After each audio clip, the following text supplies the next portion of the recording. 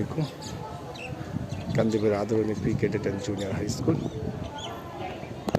আসলে স্কুলের কিছুটা সময় ছুটির বাকি, তার ফাঁকে কিছু প্রকৃতির সৌন্দর্য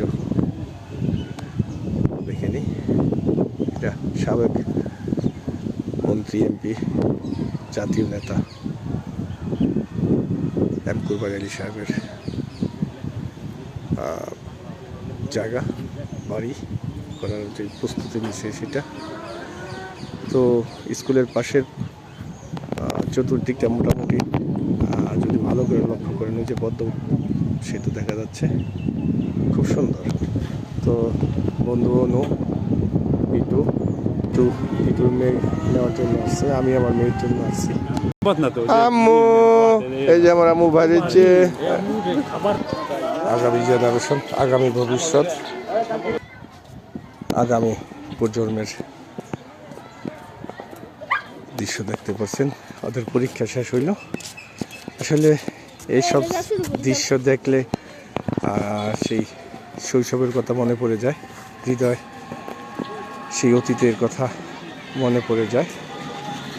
সেই সময় কিন্তু খুব আমি মনে করি জীবনটা খুব সুন্দর ছিল, যেখানে থাকতো না কোনো হিংসা বিদ্বেষ, থাকতো না কোনো অহংকার, থাকতো শুধু বন্ধুত্ব আর পড়ালেখার চিন্তা, দিন শেষে খেলাধুলার চিন্তা।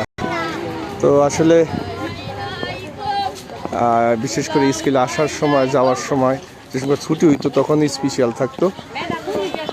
তো দোয়া করি আল্লাহ পাক ওদেরকে আগামী ভবিষ্যৎ উজ্জ্বল করুক, সফল করুক, এবং ওদের মা বাবার সকল মনের নেক একসাথে তো ওদের মাধ্যমে পূর্ণ হয়, সেই প্রত্যাশা করি।